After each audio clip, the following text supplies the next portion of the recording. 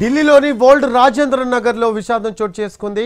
భవనం బేస్మెంట్లో నడుస్తున్న UPSC coaching ఇన్స్టిట్యూట్లోకి భారీగా వరద నీరు చేరింది. దీంతో ముగ్గురు విద్యార్థులు మృతి చెందారు. మృతుల్లో 2 యువతులు, మరో యువకుడు ఉన్నారు.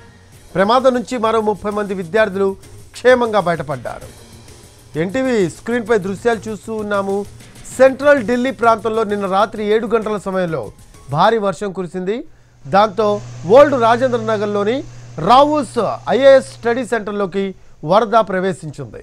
దీంతో కొందరు విద్యార్థులు 4 గంటల పాటు నీటిలో చిక్కుకుపోయారు. సమాచారం అందిన వెంటనే ఘటనా స్థలానికి చేరుకున్న ఎన్డీఆర్ఎఫ్ సిబ్బంది సహాయక కార్యక్రమాలు చేపట్టారు. ఫైర్ సిబ్బంది అక్కడికి చేరుకుని నీటిని బయటకు తోడారు. సహాయక చర్యల్లో 2 యువతుల మృతదేహాలు లభించాయి.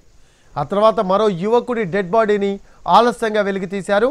ఈ ప్రమాదంపై ఆప్ ప్రభుత్వం న్యాయపరమైన విచారణకు ఆదేశించింది. మరోవైపు విద్యార్థుల మృతికి నిరసనగా స్టూడెంట్స్ ఆందోళనకు దిగారు. ఎన్టీవీ స్క్రీన్పై దృశ్యాలు చూస్తూ ఉన్నాము. రావుస్ ఐఏఎస్ స్టడీ సెంటర్కు భారీ సంఖ్యలో చేరుకొని నిరసన తెలుపుతూ ఉన్నారు. మృతుల కుటుంబాలకు న్యాయం చేయాలని డిమాండ్ చేస్తున్నారు.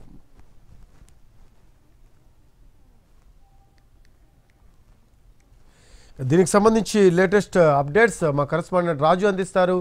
ఢిల్లీ నుంచి ఫోన్ లైన్లో అందుబాటులో ఉన్నారు. రాజు, ఓల్డ్ రాజేంద్ర నగర్లో విషాదం చోటు చేసుకున్నట్టు తెలుస్తూ ఉంది. విద్యార్థులు కూడా యూపీఎస్సీ విద్యార్థులు ప్రస్తుతం నిరసన వ్యక్తం చేస్తున్న దృశ్యాలు మనం ఎన్టీవీ స్క్రీన్పై చూస్తూ ఉన్నాం. అక్కడ పరిస్థితి ఎలా ఉంది, అసలు ఎందుకు జరిగింది ఈ ఘటన? ఎస్ రఫీ, ఢిల్లీలో చాలా మంది కూడా ఐఏఎస్ ఐపీఎస్ కోచింగ్ కోసం వస్తూ ఉంటారు.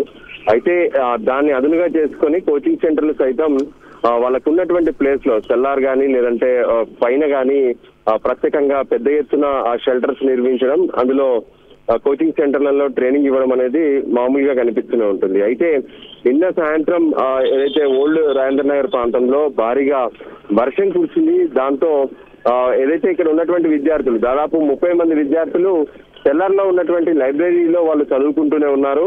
ఒక్కసారిగా వరదంతా కూడా ఆ సెల్లార్ లోకి వెళ్ళడం, మిగతా వాళ్ళందరూ కూడా కొంత బయటికి రాగలిగారు. దాదాపు 27 మంది బయటికి వచ్చారు. కానీ 2 యువతులు, ఒక యువకుడు మాత్రం బయటికి రాలేదు. దాంతో అటు పోలీసులు, దాంతో పాటు ఎన్డీఆర్ఎఫ్ సిబ్బంది ప్రయత్నాలు చేశాక కొంత గంటల తర్వాత గానీ వాళ్ళకు సంబంధించినటువంటి మృతదేహాలను బయటికి తీయలేకపోయారు.